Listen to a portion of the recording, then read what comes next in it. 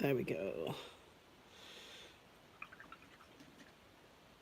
There's nobody watching live, so I am just going to continue painting and try to not feel like I'm just talking to myself. This is my technique, if you're watching this later, for my base painting, which is to take a canvas, prime it with black primer.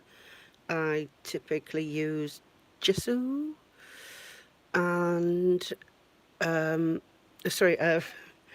typically use gesso once I've put the black primer on. So this is gesso that I am using now.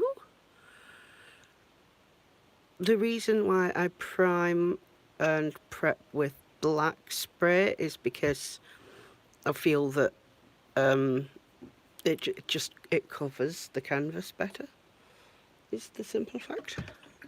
Of course, if you're watching this without sound, with just double speed time, if you just want to watch it come together, then this informative lesson is not so informative.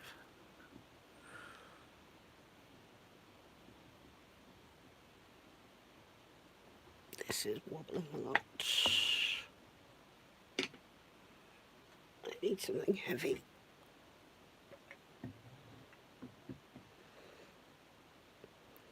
See if that makes a difference. Stop it wobbling.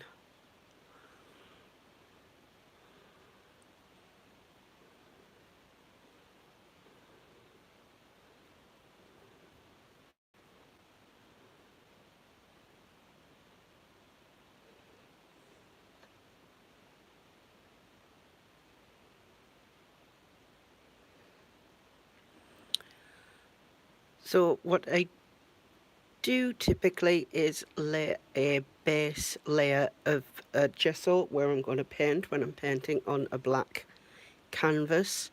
This is because it just helps when I put colour in, it helps it stay better. But in this case, I am painting something that's going to be white, or have a lot of white. So I am making sure that the gesso layer is very thick, because I am going to go with white acrylics over this, but I want the gesso to really stand out.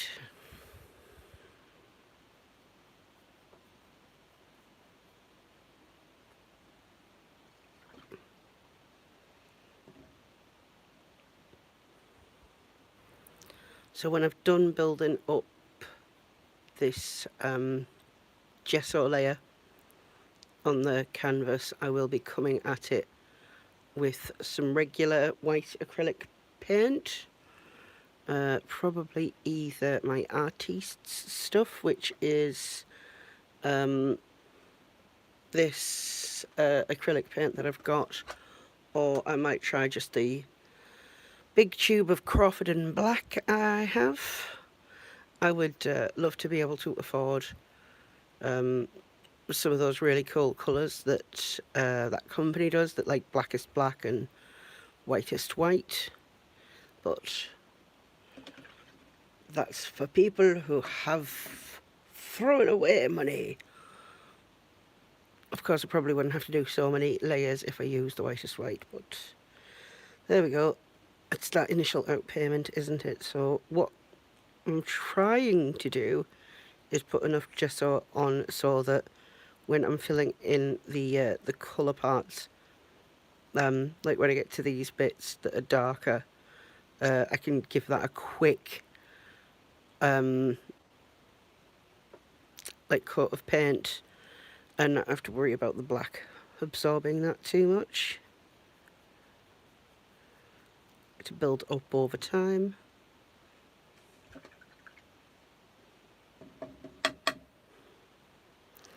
So I'm guessing most people are probably going to watch this after just at ×3 or something, just to watch me build it up, but that's okay.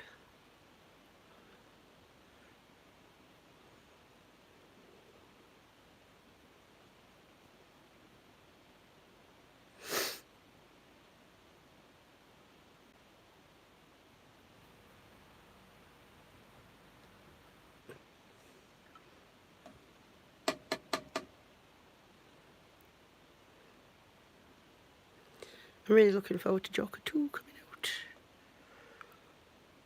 out. Folie à deux, The Madness of Two. It's not that I'm a particular fan of Lady Gaga, it's just I really enjoyed Joker, and I'm looking forward to seeing the second part.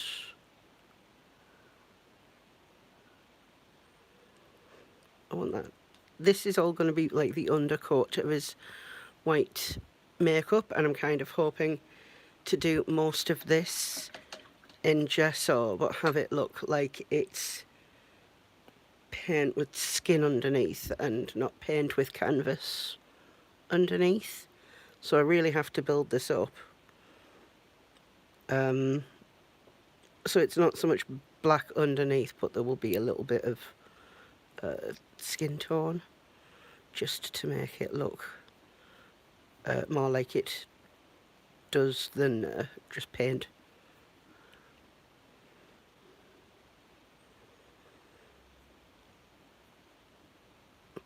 What I like working in black and white is because I'm actually colourblind, and I can see colours. It is a misconception that colourblind people can't see any colours, but you can see colours. It's just to see some of them wrong. That I can see red and green, even though I'm red spectrum colourblind. But they appear differently to me is the key. So like my friend's just bought a car, and she's like, this is a purple car. And I'm like, is it though? Because it looks blue to me.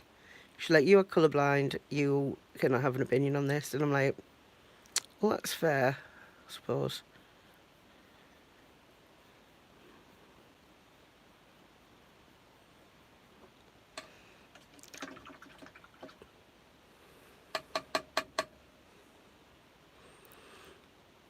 The only thing with gesso is because it's very thick, you do have to keep washing the brush off and starting over, because if you just keep adding and adding and adding to dry brush, it's not the best medium to work with.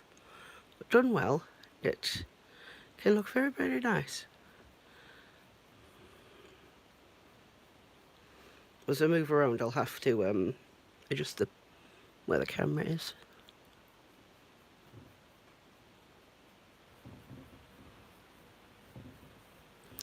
So yeah, I really liked Joaquin Phoenix's Joker. My friend did call him Jacqueline Phoenix, and I tried very hard not to laugh at that, but I failed, because I laughed really hard. And I was like, it's not Jacqueline Phoenix, I'm afraid. It's Joaquin. When he first started acting, he went with the stage name Leaf Phoenix, because he wanted to be more like his brothers and sisters, who all had more like naturey names than him.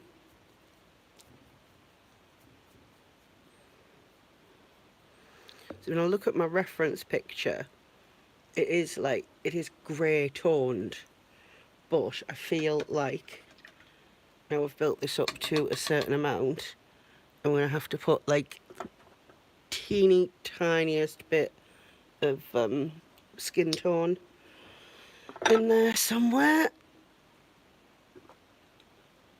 I would love to have a variety of better like a whole spectrum of flesh tones. I've only got sort of 4 browns, so I don't have much in terms of variety. So I think if I just add the tiniest bit, because this is the water-based acrylic, and just the tiniest underlayering of flesh tone, and then when I've finished this, just another layer of white. It's literally the size of the paint blob.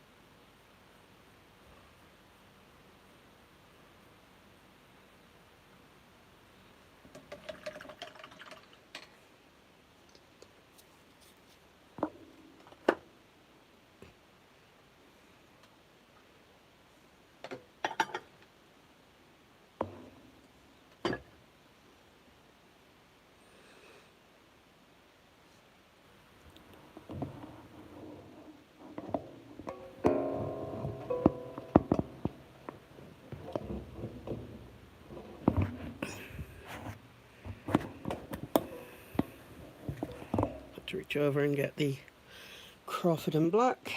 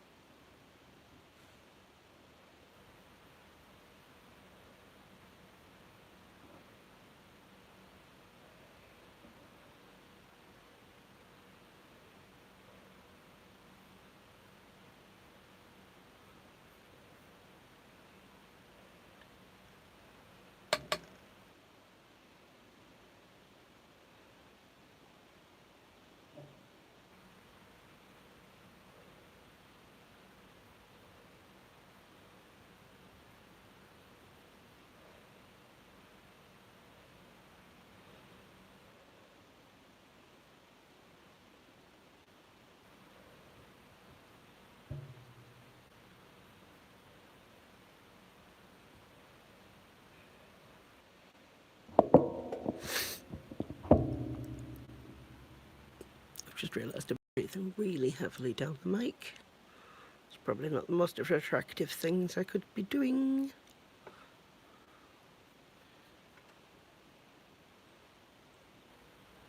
Normally when I'd be here painting, I'd have an audiobook playing.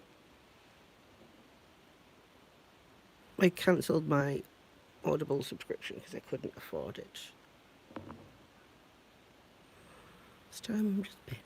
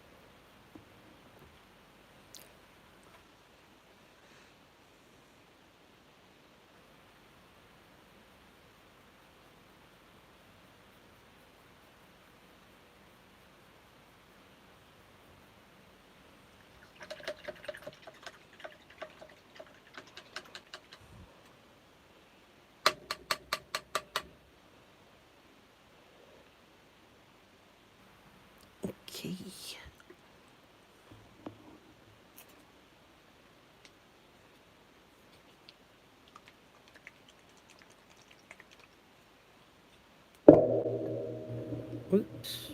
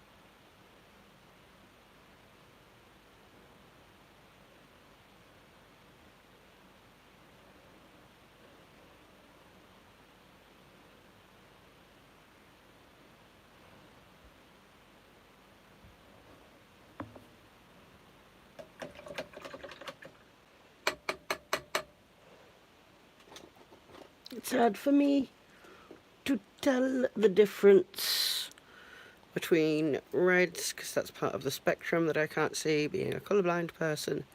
So I am going to use the dark red